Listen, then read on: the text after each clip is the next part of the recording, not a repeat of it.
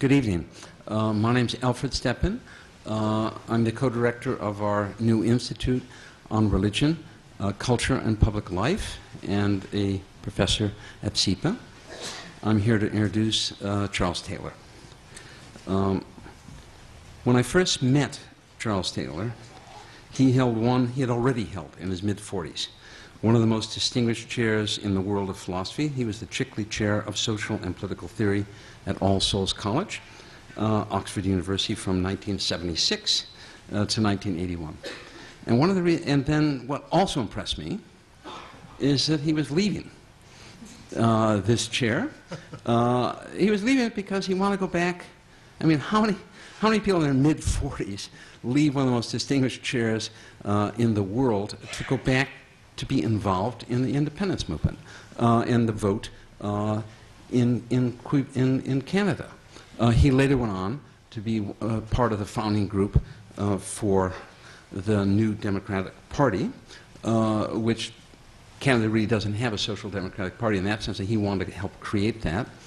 He did another thing for a person who went on to write so many books. In the process, in the same period that he wrote such classics as Human Agency and Language, Cambridge University Press, 1985, Sources of the Self, The Making of the Modern Individual, Harvard University Press, 1989. He's running for public office 4 times. Never gets elected. That's the secret. That gives him more time to go back and write. But this is an extraordinary, individual who's coming here tonight. He's a man who's deeply, deeply committed to intellectual life. It will make major changes in what he's doing to be more involved in politics. And that's extraordinary.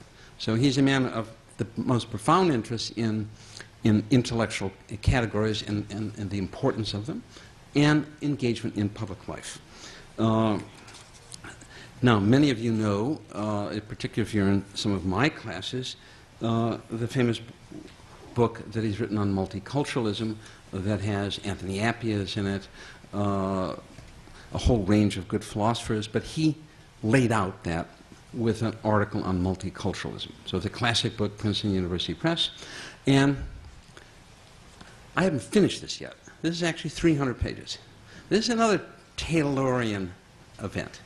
He was asked to be, would he consider being the co-chair of this very important commission on multiculturalism in Canada?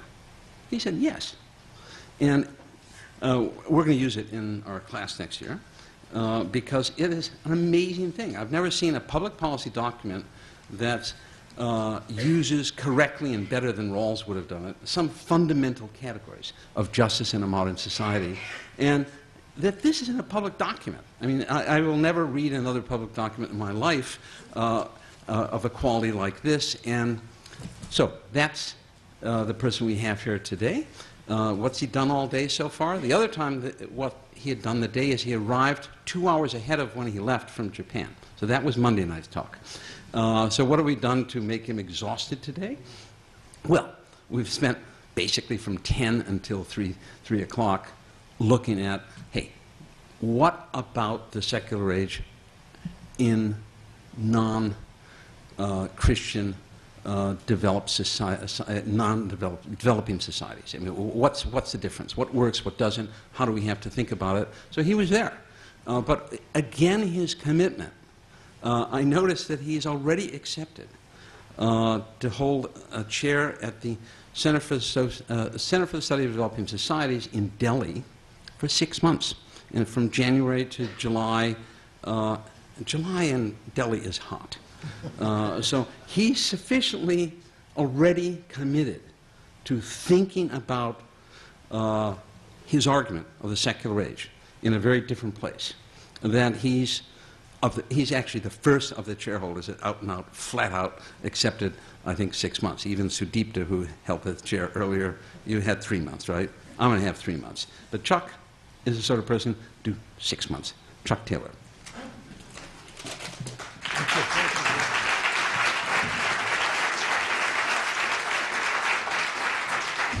Yeah, thank you very, very much. And actually, discussions we had this morning have been very helpful. I've totally changed my talk as a result of that, because we were really on that subject this morning. And let me try to say very quickly how this relates. Am I being heard through this microphone? Yeah. How this relates to the book, The Secular Age. The Secular Age, and some people were surprised at this, I say right at the beginning, I'm talking about the rise of secularism or a secular civilization inside one particular part of the world. It really is what people call the West, or what originally was called Latin Christendom. And people have said, well, why are you doing this very parochial act? And my justification is that it's a step to not being parochial, because my hunch is, just as we think today of multiple modernities, that processes we can call secularization are so different in different contexts that if you start right off with some general ideas and think that they apply everywhere, you really miss a great deal of what's happening on the ground. So, because this is a civilization, the one I wrote about, that I'm somewhat familiar with, I thought I would try to trace out what was idiosyncratic in particular about this. And that's what I tried to do in the book.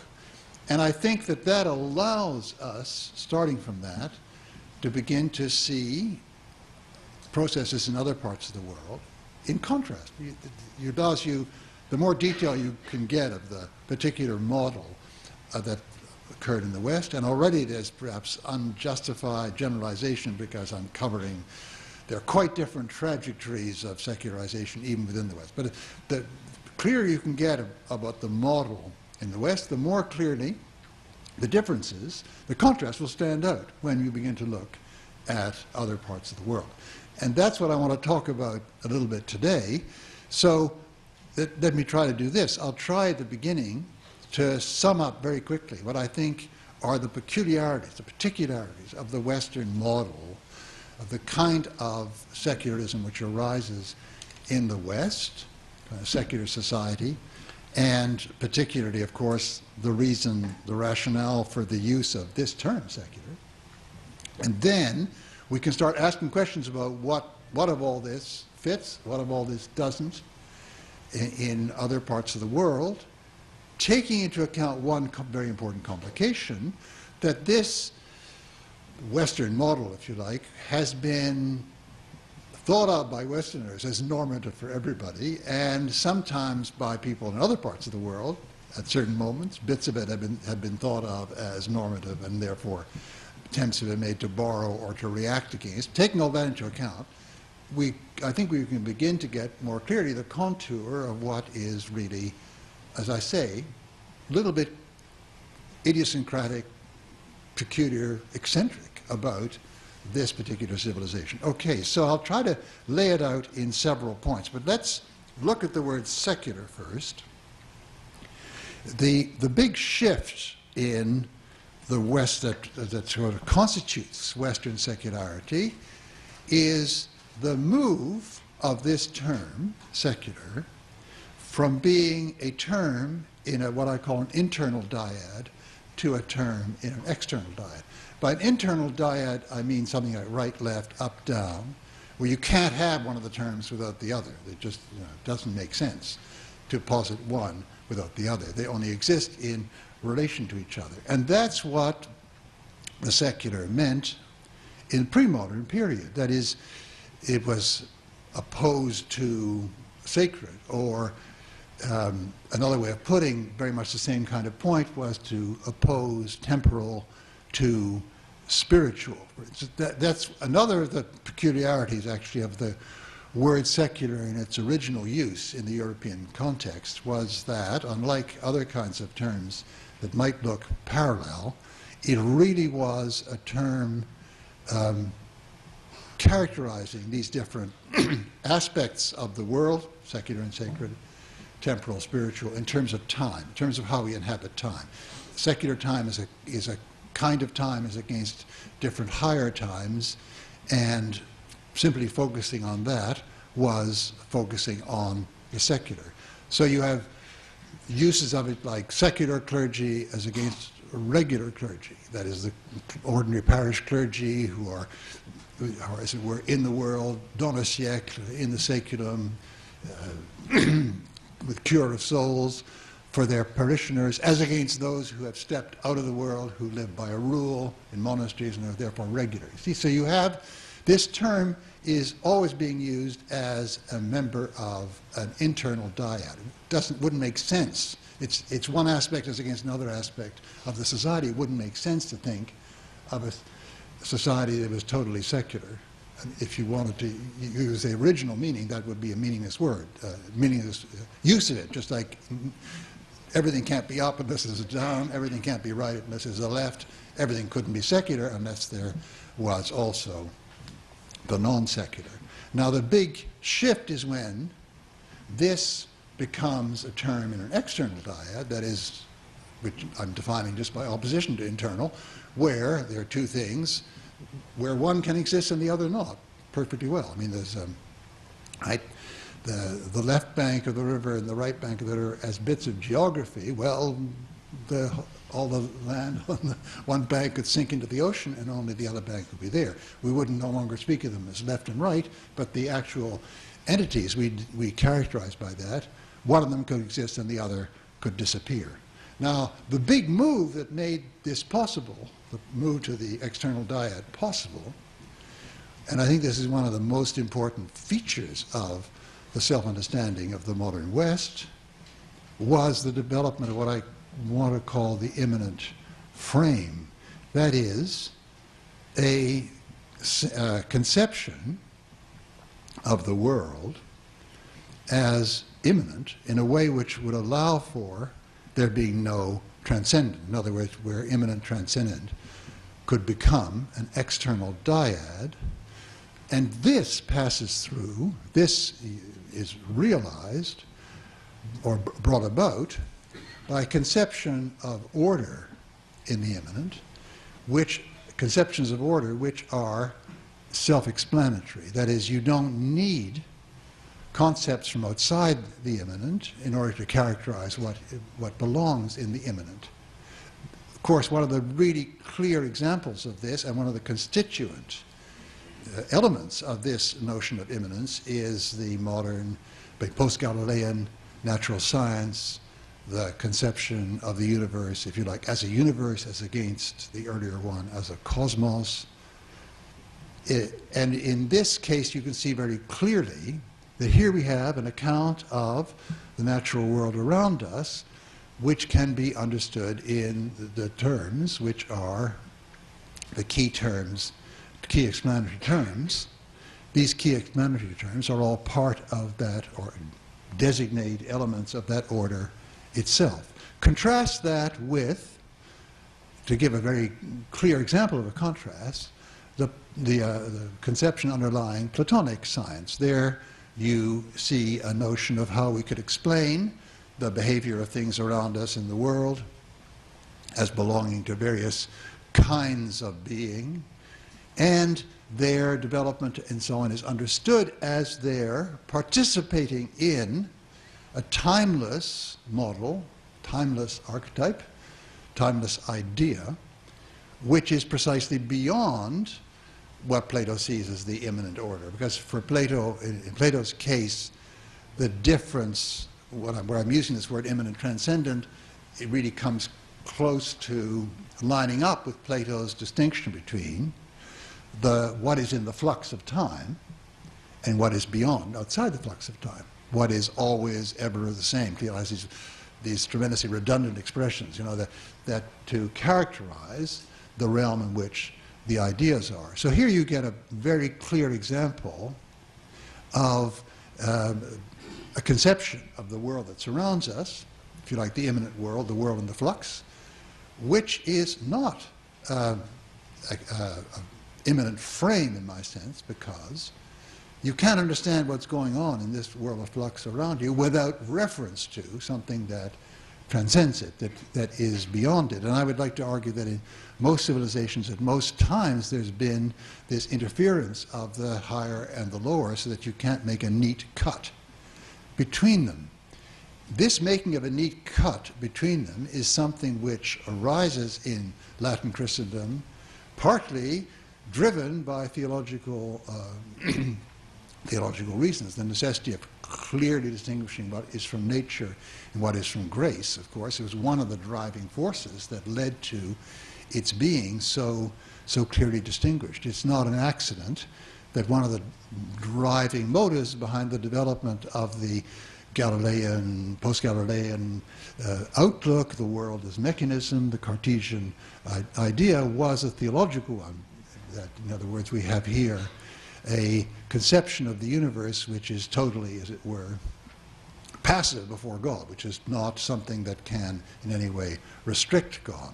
As in the minds of people like Mersenne and others, the conception of the cosmos as a great chain of being with its own tiers and hierarchies of existence within it did, in their view, was, as it were, a limitation on the sovereignty of God. So there are big theological reasons for this. Well, now, another facet of, so one facet of the immanent frame is our notion of the universe, but another facet, which is really important for us here, because we're now dealing with the organization of society, is the conception of society as societies which you find developed in Grotius and Locke and others, in which later I want to argue becomes the basis of not just a theory but a very widespread social imaginary.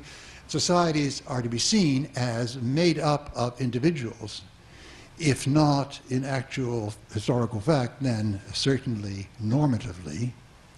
The societies exist in order to do certain things for individuals, give them, afford to them protection, security, and also the possibility of prosperity through exchange.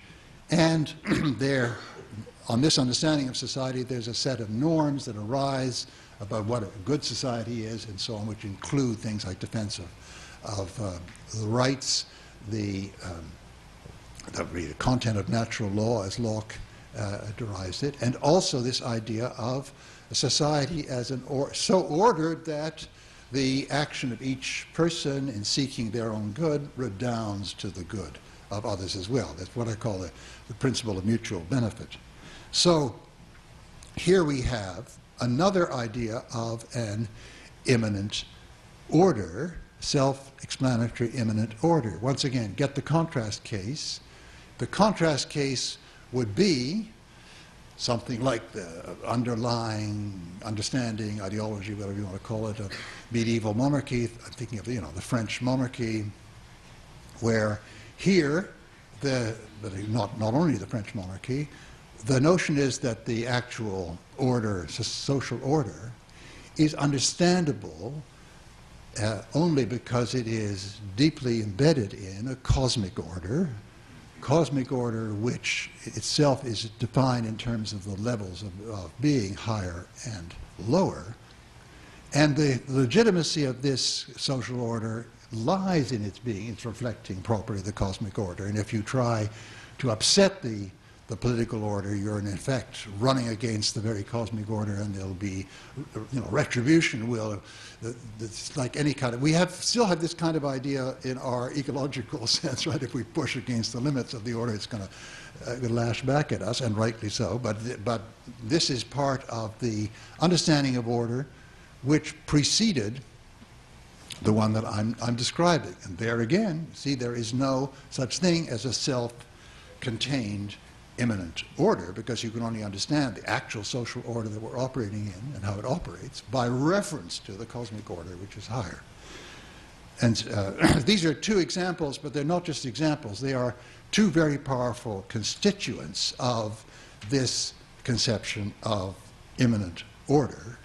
And the word secular carries over in this big shift from, as it were, connected immanence, transcendence, to disconnected immanence from transcendence. And in the process, the word secular shifts its meaning and becomes part of an external dyad as against being in an internal dyad.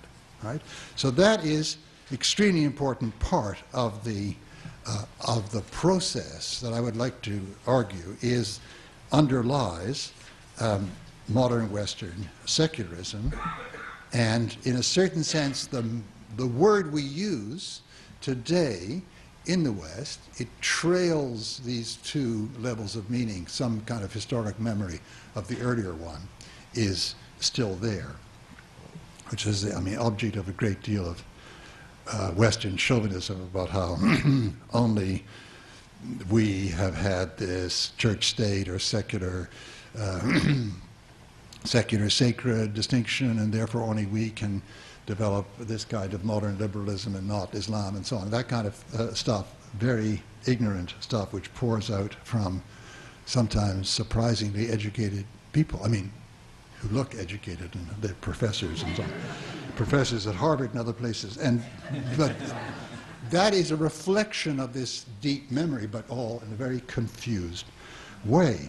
So the second feature I want to quickly put in here is that this whole development towards the immanentization went along with this great process of disenchantment.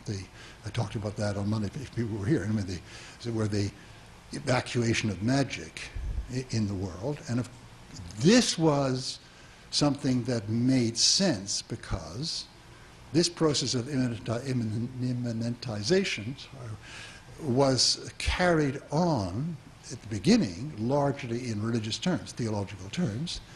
The theology here concerned, in this case, Christianity, one of the religions of Abraham, and in all these cases, you have this great unease or uncertainty within these religions with the elements that we call magic or enchantment. So the second feature is that this immanentization is carried on in a context of widespread disenchantment.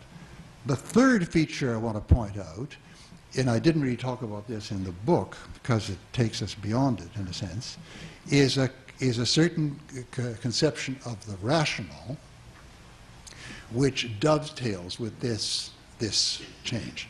I mean, a way of reading rationality which makes this change towards immanentization and disenchantment eminently rational. Indeed, nothing else is rational. Now, we can see this very clearly and indeed in some ways undeniably justifiable if we look at the development of post-Galilean natural science, because here you get a mode of doing science which allows for the first time there to be relatively firmly arrived at conclusions, indeed conclusions which advance further and further in research into the world where there is very widespread agreement. Of course, then there's further disagreement as paradigms are challenged, but in the course of this progress, you actually get paradigm challenges being ultimately decided to everyone's satisfaction and people moving on to other issues of paradigm. So you could say there's something, in one sense, eminently rational about this procedure of natural science.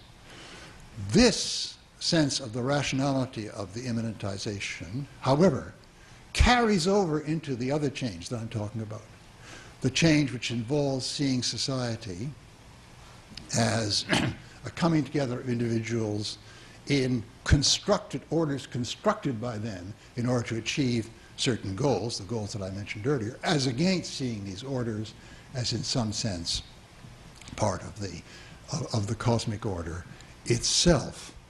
This is not so obviously rational, a move towards greater rationality, not necessarily because, I mean, even if you think that the whole idea of it being embedded in a cosmic order is totally without foundation, okay, even if you think that, and I'm not sure that's so clearly right, the fact that you select this conception of immanent order, the one around individuals coming together and so on, is highly controversial. I mean, we've never ceased since then in various social theories to run controversies about that. Can you read the kind of individualism it implies as deep problems, etc., right? So there is a certain element of ideology here, in seeing that move as another kind of move like the move from from, let's say, Aristotelian mechanics to Newtonian mechanics.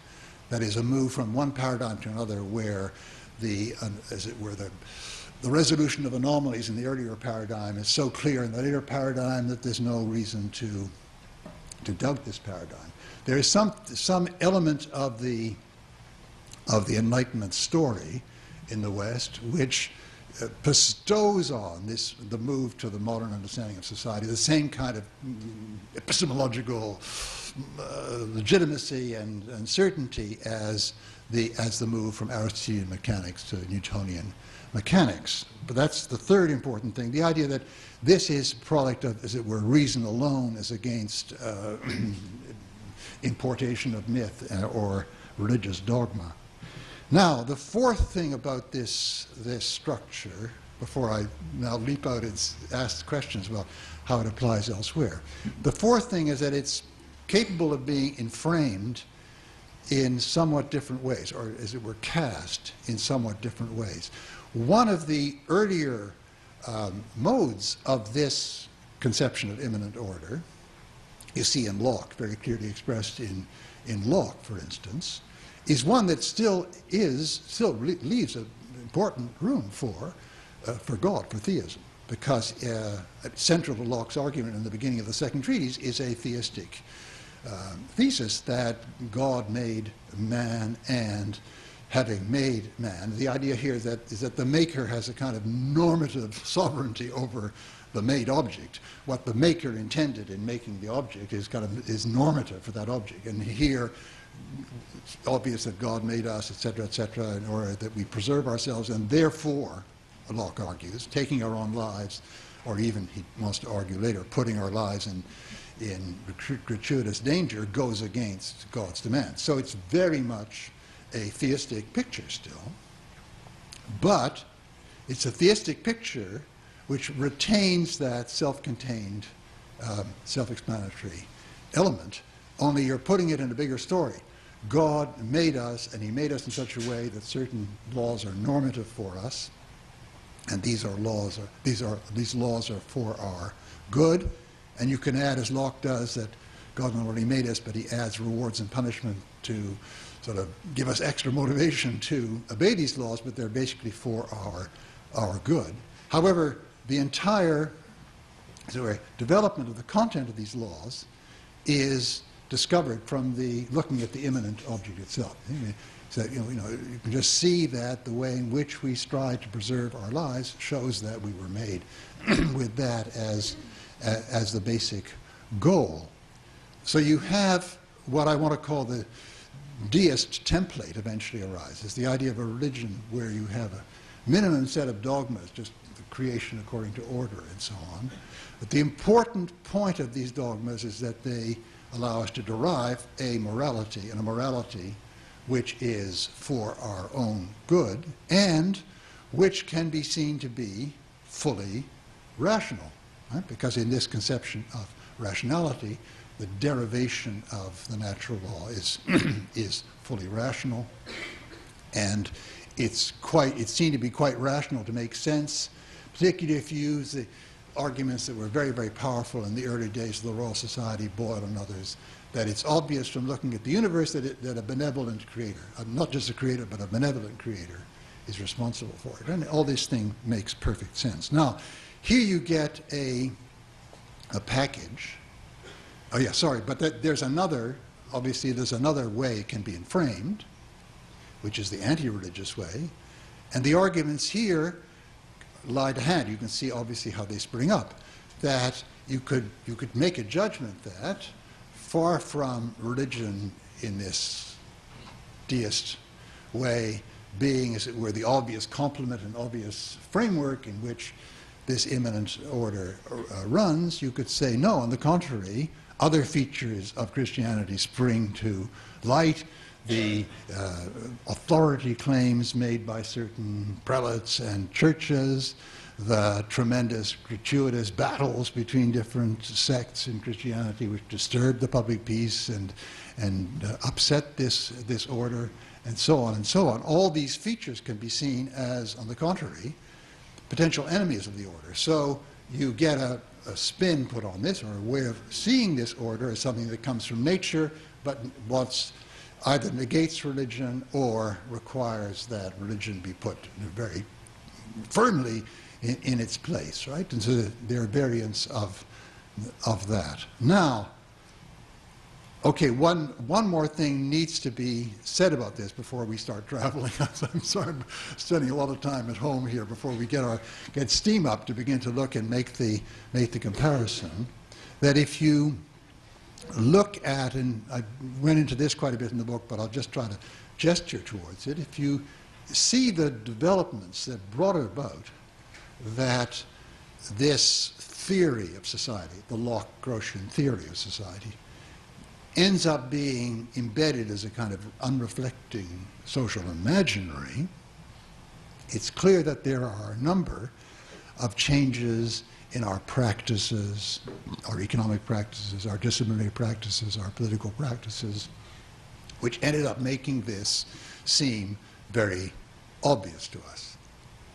And so you could say that this conception of order, now I'm not looking at this particular social, political conception of order, this conception of order emerged out of the activities of what we could call state building or economy development, which were important part of the story in the early modern period, the story of the 16th and even more the 17th and 18th centuries.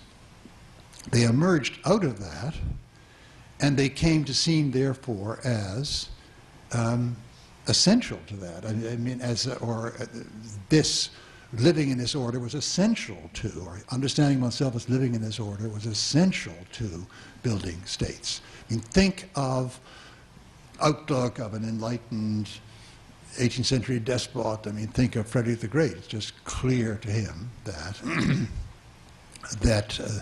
the kind of control over religion in the name of this type of order was something which was absolutely essential for the kind of state building he was involved in, which, mostly, of course, famously for military purposes, but you couldn't have the military purpose without a great deal of tax collecting organization, fostering of economic development and so on, and that's what Prussia did. Prussia's extraordinary success story, which was in the 18th century, punching way above its weight in the great power conflicts. It had much smaller population and a much smaller economy than the powers that we think of as the great powers, France and Austria and England and so on, but really incredibly effective bureaucratic organization and incredibly effective military organization made that possible, right? So it seems to be that for purposes, let's say, just purposes of state building, this way of understanding things is the right one. Okay? So it's the one that comes from rationality and science, but it's also the one that allows one actually to be successful politically. These two obviously fit very well together in any ideology.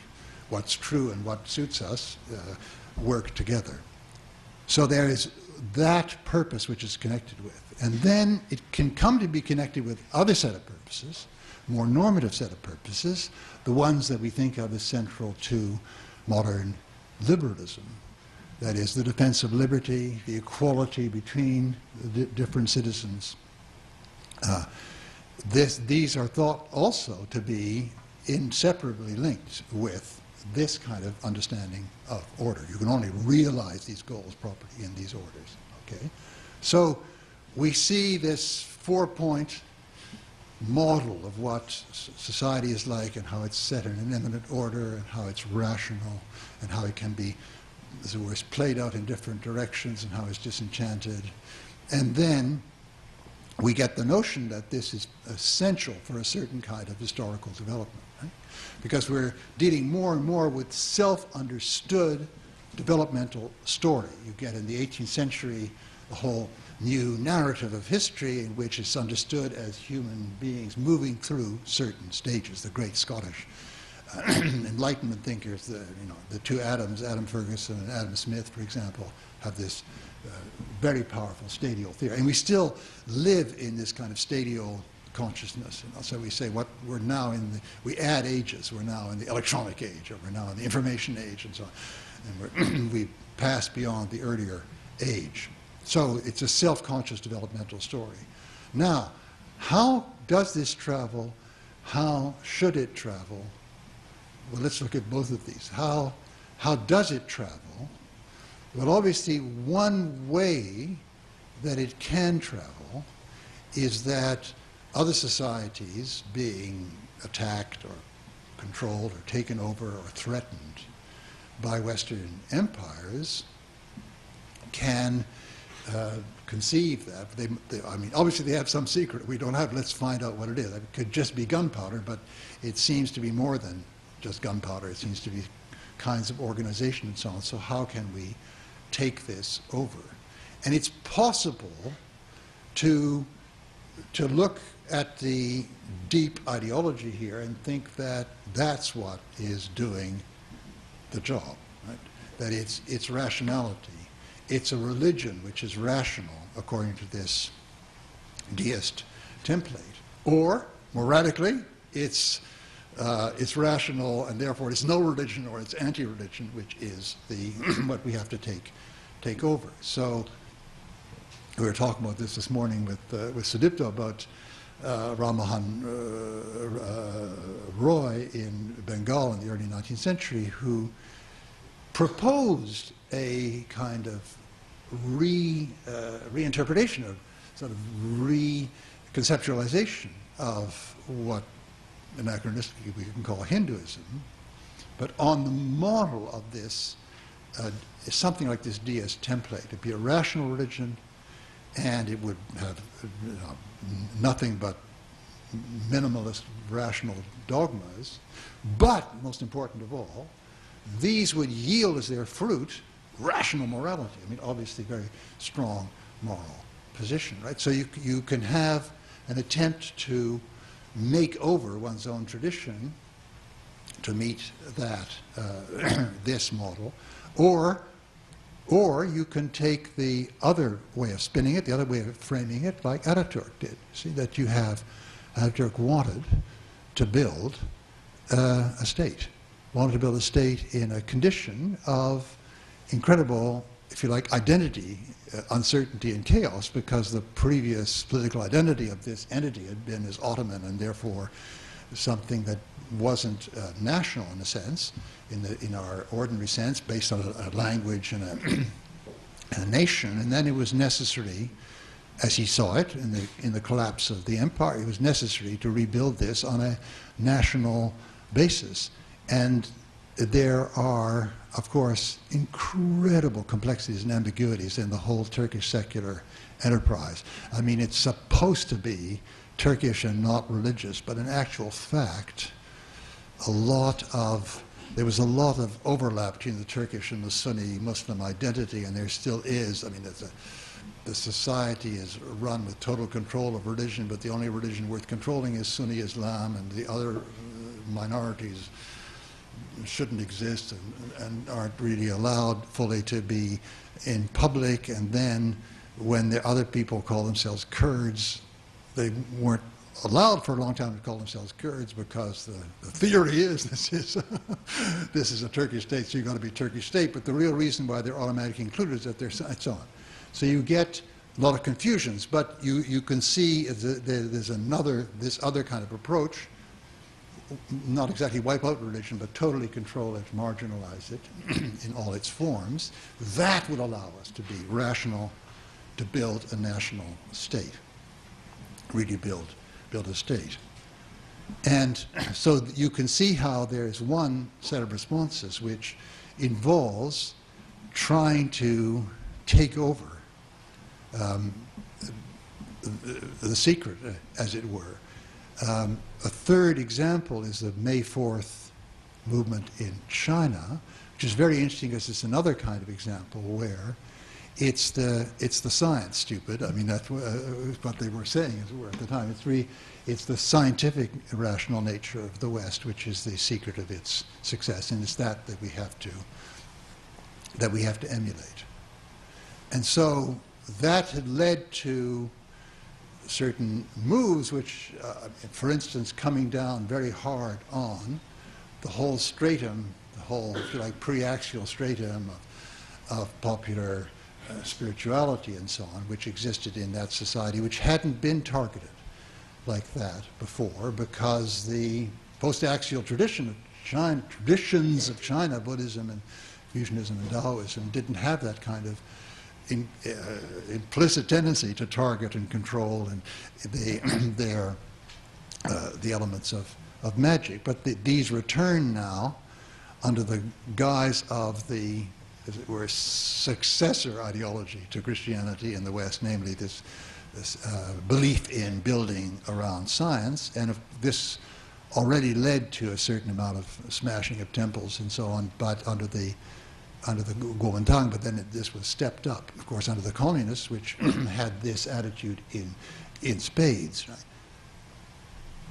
From another point of view, however, if you stand back from all this and ask yourself, granted a certain set of goals, let's talk about three, but really they fit into two categories: nation building or state building. I mean, state building always involves some kind of nation building because not a nation in the sense necessarily of an ethnic nation, because building a modern state involves the kind of mobilization which requires that you convince people that they have some political identity in common, and that's the reason why they're being asked to be members of the same state, and why they, if you go on to democracy, the reason why they're asked to be part of a democratic electorate, a collective deliberation body together. One has to generate some sense of the unity. If it's not on an ethnic basis, it may be on a religious basis, it may be on a historical basis, or it may be, as in this republic, or the French Republic originally, on the basis of certain political principles. However, the very fact that you develop, in that sense, a nation, as you remember the use of the word nation in the American Revolutionary period, as the use of the word nation in the French Revolution, didn't have any ethnic overtones at all. It was political nation. Nation et peuple were used interchangeably in the French Revolutionary period.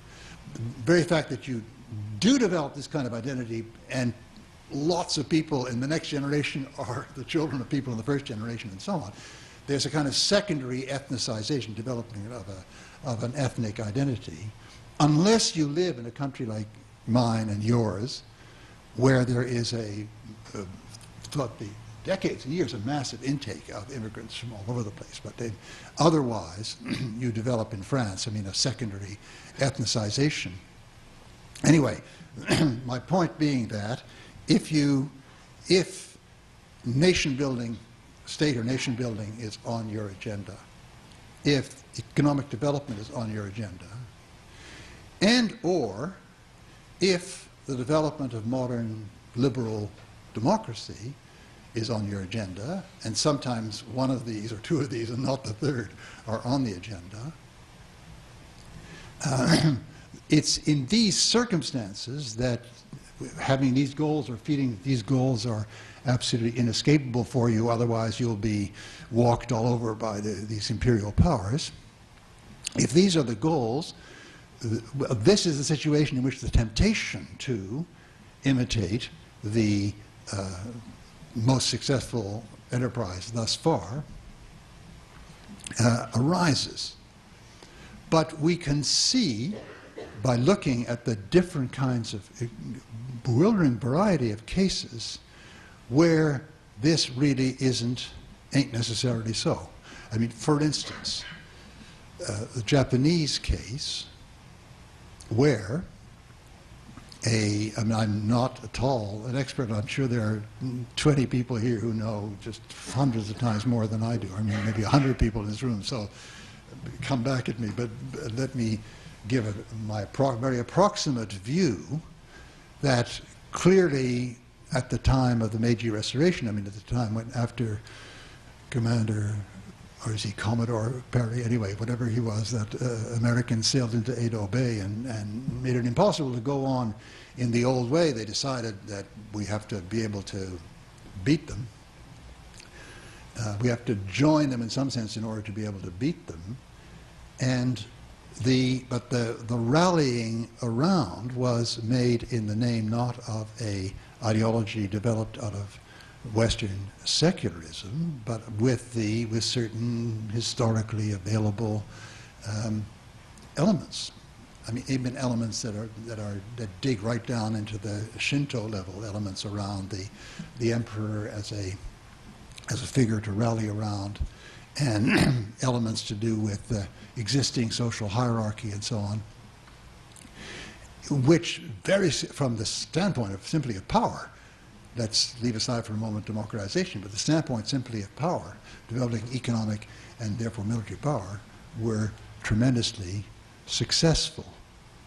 But you could imagine other kinds of rallying which didn't have these particular features, but which also didn't borrow the Western idea of secularism at all. I mean, you can, discussion a few years ago with people interested in developing democracy and human rights in Thailand, and one had there the notion that they would develop in the context of a constitutional monarchy, not a republic, because that's very central to the Thai, and various historical images of the Dharma Raja, the view of Ashoka as a king who really is the embodiment of Dharma, were some of their mobilizing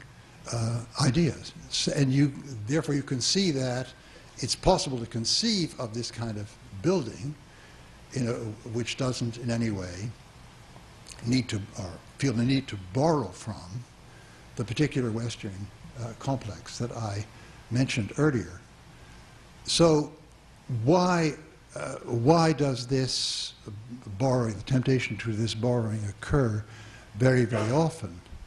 Well, here we'll have to look at another feature of each situation, which is the degree to which certain features of the historical religion are thought to be obstacles. I mean, I mentioned earlier in the Western case that the way of framing it in an anti-religious form was one that identified the religious life and practice of the day as creating obstacles, most notably authority claims and divisive battles, which were, as it were, brought about and stimulated by sectarian differences. These were two things that just obviously to many people in the 18th century and afterwards argued that religion had to be marginalized, including people like Frederick the Great, who retained the outward forms of religion but really wanted to marginalize it. And then, of course, in a further, more hostile form under Ataturk in Turkey. So here we see how there are a number of features of the Western case which have analogs elsewhere. I mean, features like, on one hand, authority claims of the religious community or its leaders, which can run athwart the claims of nation builders, as certainly can happen with Islam, for instance, particularly in relation to a purely national nation building. I mean, in other words, the Islamism in the Arab world runs athwart ideologically the earlier form of mobilization in the post-Second World War period, namely around the ideas of Arab nationalism, socialism in the case of Nasser, or Arab nationalism in the case of the Ba'ath Party. Here you have an obvious lack of sync here, and therefore the Muslim brothers were hostile to Nasser, for instance, and vice versa. I mean, Sayyid Qutb ended his life on the gallows under under Nasser. So that's one kind of way in which here very analogous to the Christendom case earlier, one kind of way in which religion was seen as an obstacle to not only the ethos of the modern moral order, but to the very goals that one was trying to achieve out of this ethos, namely the building of nations. Or else, there can also be certain religious codes that are seen as obstacles because they run athwart the kind of rules and laws and regulations you want to set as a nation builder, right? And there again we see a case, obviously in Christendom, and we see a case, obviously in some contemporary Islam. And there are, at the same time, let me just, I've lost my way in my notes. There are authority claims and codes, and also the obstacle can come out in another way. There also is, yes, this case of enchantment. Some elements of the religious life of the society may be very deeply in the age of enchantment, and it can be strongly believed, particularly if science is your main axis of your mobilization, that these have to be wiped out. And so we get struggles of a kind which are very familiar to Westerners and to the Western case, struggles of the kind that arose in the anti-religious framing of the secular in the West, but which are, as they're worked out, can be very, very different from the Western case. And actually the Western case is no guide to them, because the way in which these obstacles are faced and fought, obstacles of religious authority or of codes or of enchantment, can have nothing whatever to do with the Western concept of the immanent order. Right? It doesn't need to be. It can be if this whole concept is borrowed, particularly in its scientific form, but we can also find lots of cases in which these obstacles can be set aside without necessarily referring to that. I mean, you can have cases in which, therefore, as examples, the religion can be reformed in order to overcome these obstacles, but this is not done from a concept or out of an ideology of there being this normative order, not cosmically linked, itself totally independent from religion. I'm thinking, for instance, of, in a certain sense, one of the most important first acts of Indian secularism, which was the Indian Republic under its constitution, which was the reform of the Hindu family code and of other rules of temple entry and so on relating to Dalits. Here you have clear cases where the development of both a unified nation and a unified nation, if you want to think of it in terms of democracy and equality, was running totally athwart the certain important features of the majority religion as it was being lived in the society at that time. And this is a very interesting case because a lot of people, including some Indian intellectuals and elites, thought of Indian secularism as carrying out this task as part of an enterprise of really building a secular order in the sense of an order of society completely understood in immanent terms, and they were disappointed that the movement didn't go farther and so on. This is particularly the case of the Indian left. But in fact, it was carried out under the aegis of the, if you like, Gandhi-Nehru notion of secularism, where in spite of maybe Nehru's perhaps deep ideological preferences, which I think did tend more in this direction.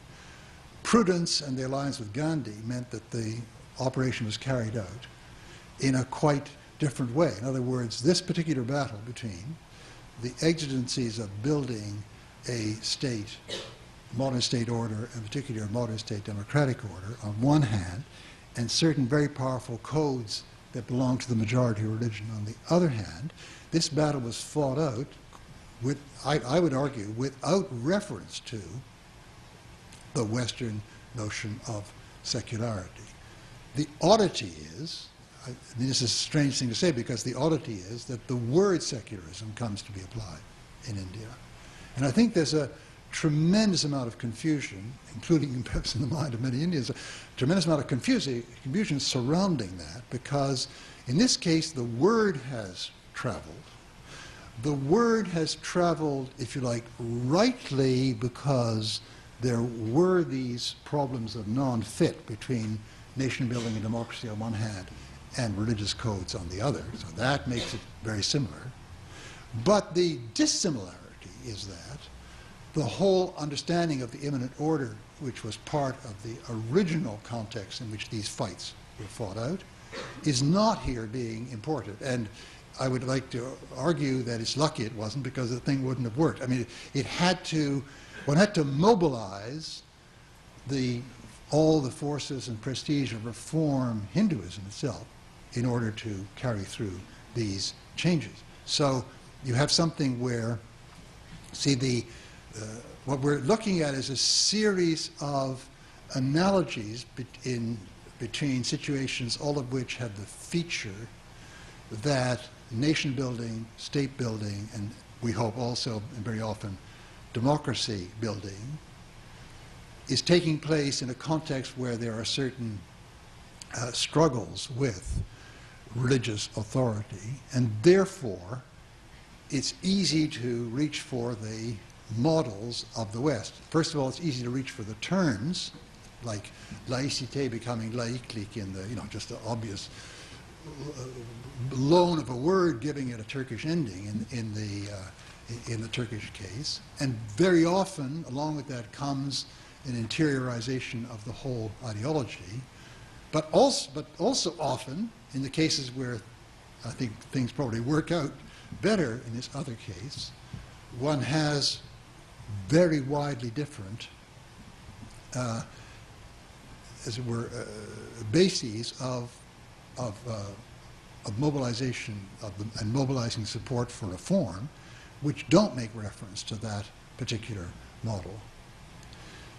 And then the situation is further complicated by another factor, and this is that, of course, nation building and democracy don't necessarily go together. And we can see in the Turkish case, they're in tremendous tension, and we hope the tension is now being resolved in the way that we like, namely the development of democracy. But in the original imposition of the secular regime by Ataturk, there was no democratic mobilization involved here. It was just forced on them, and the attitude of the old guard secularists in Turkey is that secularism comes before democracy, and if they do the wrong kind of things, the army should go in and pitch them out, right? So you get this kind of opposition between secularism and between secularism as a mode of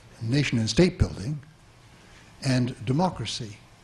But of course, the necessity of mobilization for state building can also be filled by mobilization around religious markers. That is, a great many of the national movements or state-building movements of the world have had or been, at least in part, religious markers. Think of, movements like in Poland and Ireland and so on, where the Catholic identity, understandably in virtue of the powers that were oppressing them, was an extremely important part of the mobilizing mix. And we can see in the Arab world, as I said earlier, where the failure of mobilization around purely national identities, various failures, have led to an increasing, maybe this has peaked, I hope it has, but an increasing force of a mobilization around Islam and Islamism, right? Which is, I mean, very interesting because this is mobilizing against the same enemies, very much the same sense of threat from the outside that Nasser and the Ba'ath Party were organizing against, namely threat from the West and Western modes of modernity. It has all the earmarks of a national mobilization, but it's around this other marker. So we have the whole issue of the secular here arises in a quite new context, where, on the contrary to the outlook that Ataturk had, which is that in his situation, the only hope of building a nation state here is to marginalize religion. You have people attempting to build the nation state around religion. And think of a phenomenon like the BJP in India, which is not anymore building the state, but trying to, as it were, take over redefine the identity of this built state around a religious marker, right? So here, the issues about secularism, I mean, the secularist resistance to the BJP has to be something totally different from other kinds of secularist movement, like in the Turkish case and elsewhere, which had been central to nation building themselves, right? I just want to finish, therefore, with I mean, I'm probably getting more and more incoherent before I totally dissolve into incoherence. I'd like to try to draw some quick lessons from this, which are that if we focus on the third goal I was talking about, the issue of the goal of building an equal democracy with respect for everyone, then we have to make a clear break. We have to be clear about the very different sources of secularism in our history, and not our Western history to start with, but I mean the world history as well, and be clear that those secularist movements that have been mainly concerned with state building may be very bad counselors to us if we're concerned with a secular, laïc regime in order to protect the basic values of equality, liberty of conscience, a state which is really neutral and really gives the same dignity to everyone. If that's our set of goals, then the taking as our model secularist movements with that other goal can be an extremely dangerous thing. It is, to me, absolutely astonishing and horrifying how in some Western countries, particularly maybe in France, people with, I mean, it's obvious great ignorance, but look on the struggles in Turkey between the AKP and the various people who are demonstrating against them as another example of secularism.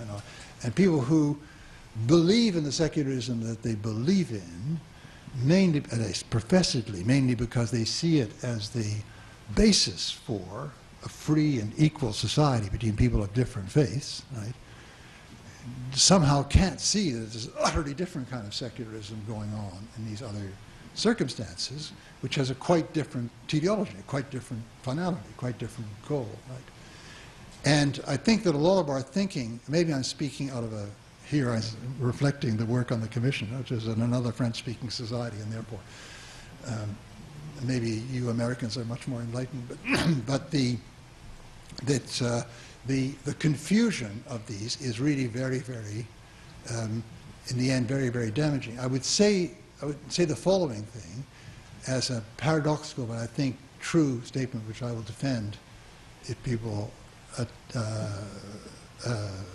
challenge me on it, that secularism, in the sense in which it's part of a goal to ensure equal respect for all and liberty of conscience, has nothing particular, especially, to do with religion. I mean, it would be just as unacceptable from the point of view of this secularist to have a Marxist-Leninist regime disallowing all other outlooks as it would be to have a Catholic regime or a Islamist regime, and so on. This kind of secularism with this kind of finality is concerned with really building neutral state and other similar institutions in which everybody can have a place while ensuring the freedom of everyone to practice their religion, non-religion, anti-religion, whatever. And this whole attempt can be really badly driven adrift and sidelined by the continued sense that the threat to secularism comes from religion. Maybe it does in some cases, but maybe it doesn't.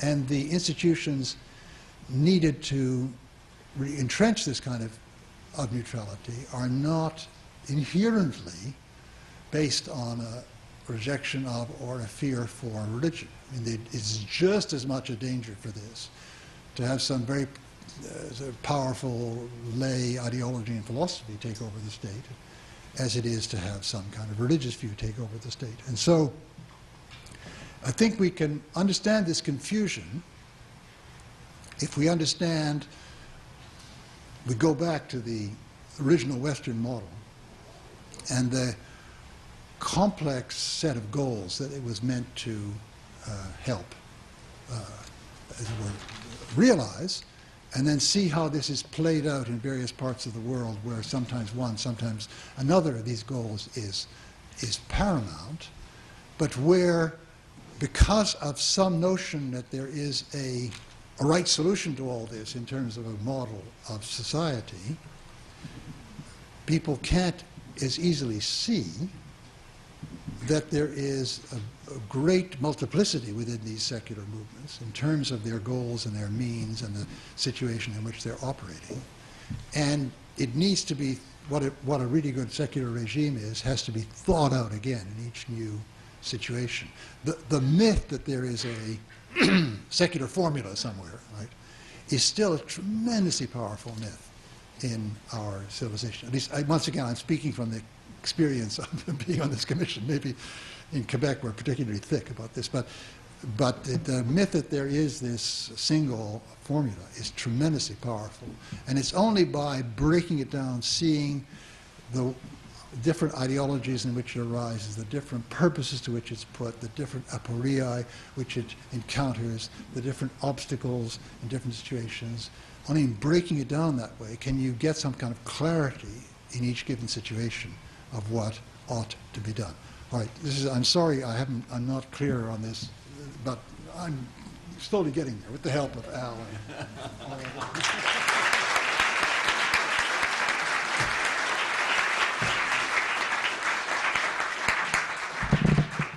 Chuck will now take questions, and the only way we can really handle it is if people will step up to one of these two microphones in this line.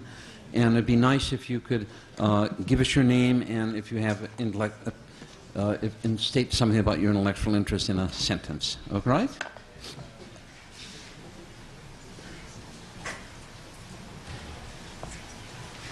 Listening to your earlier discussion of your dyads and the immanentization, and it's kind of dovetailing with rationalization, I was expecting that you would actually pluralize rationality as well.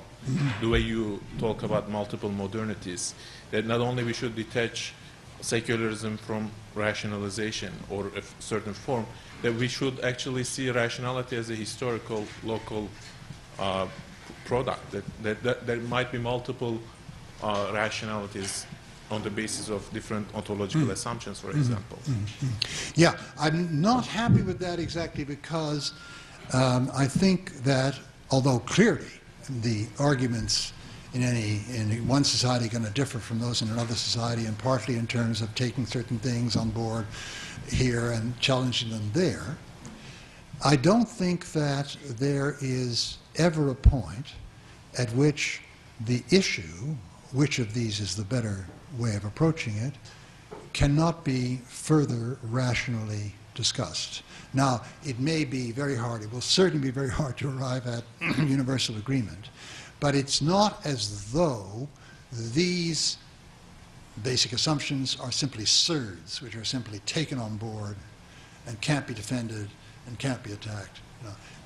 That, I think, is a very common idea, which I think really is deeply wrong. I mean, if we wanted to go into this more, I would try to defend this, but I think that you have Alistair McIntyre's a very good argument, I think, about arguments between tradition and whose justice, which rationality, or is it which justice, whose rationality? I never can remember the title. But how you can see argument between different traditions successfully concluded just to the extent that, like any paradigm shift, one can resolve anomalies within that tradition by shifting to another tradition. So I think that's always a possibility. From that point of view, rationality is ultimately one. There are many rationalities, however, because there are many sub-contexts. I mean, scientific rationality is different from, doing human science rationality and so on, yeah. But each can be defended as the appropriate way of attacking that context.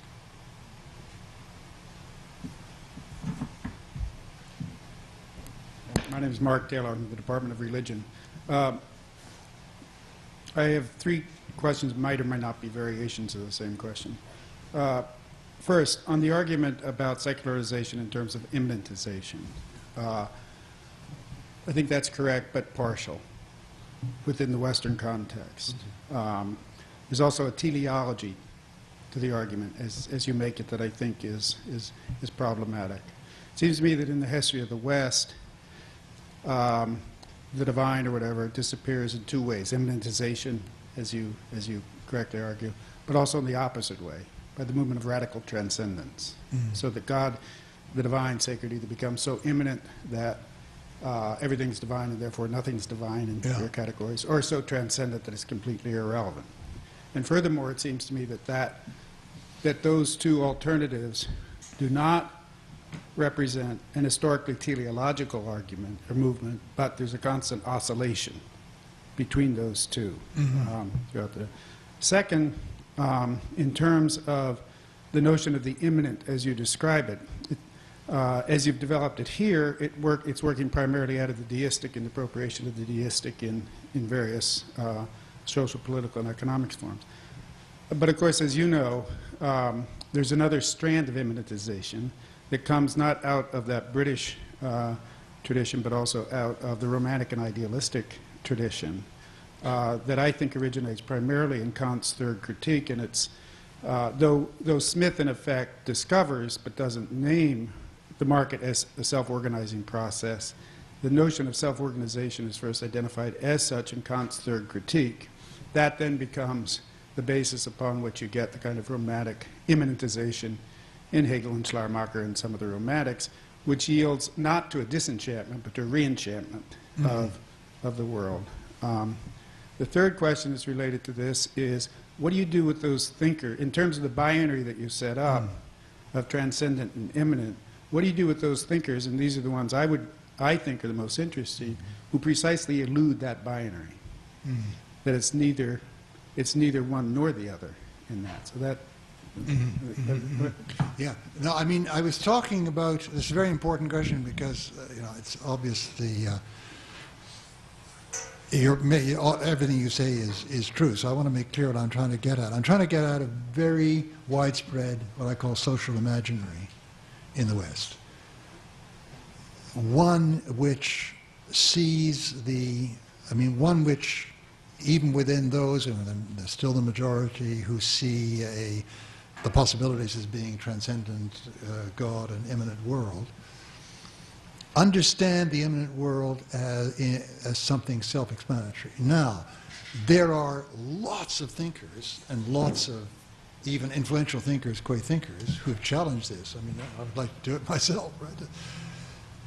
But it's the way in which our world runs is on the assumption of the opposite, I would argue.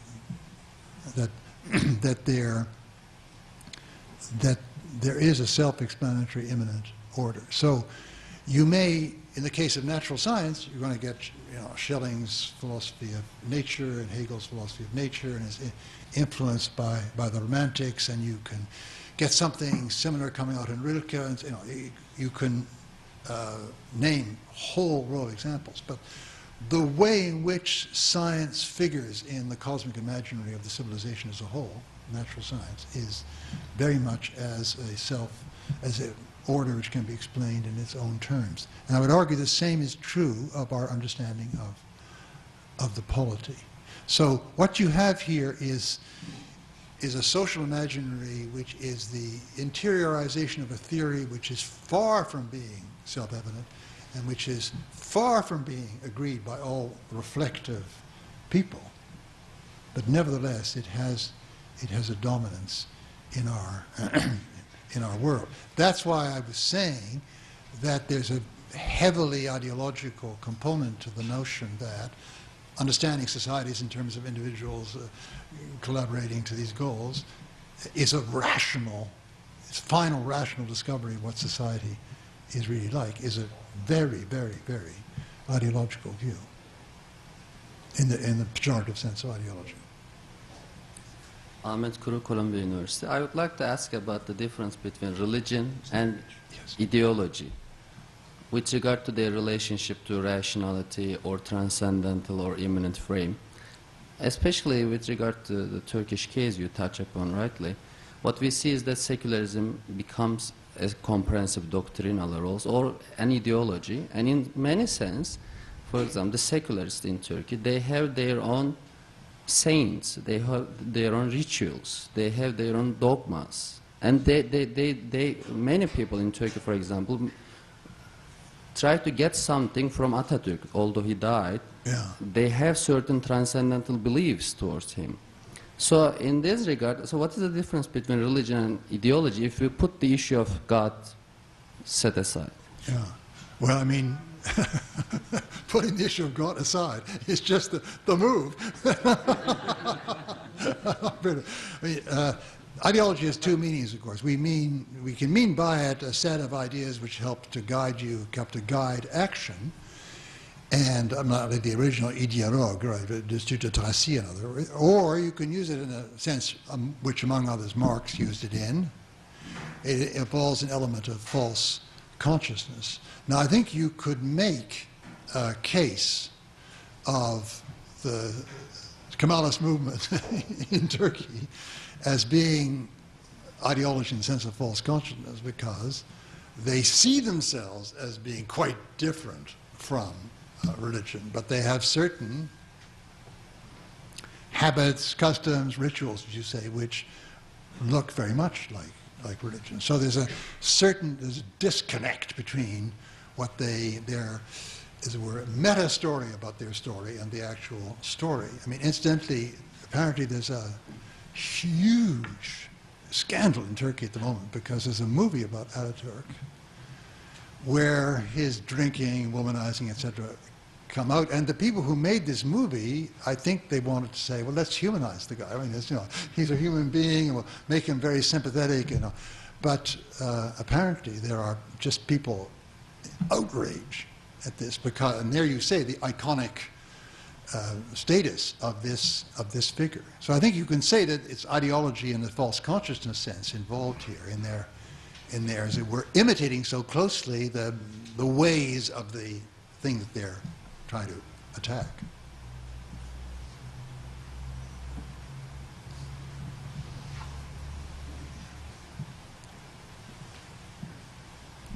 Well, we all want to thank you, Charles, so much for coming here. This has been marvelous.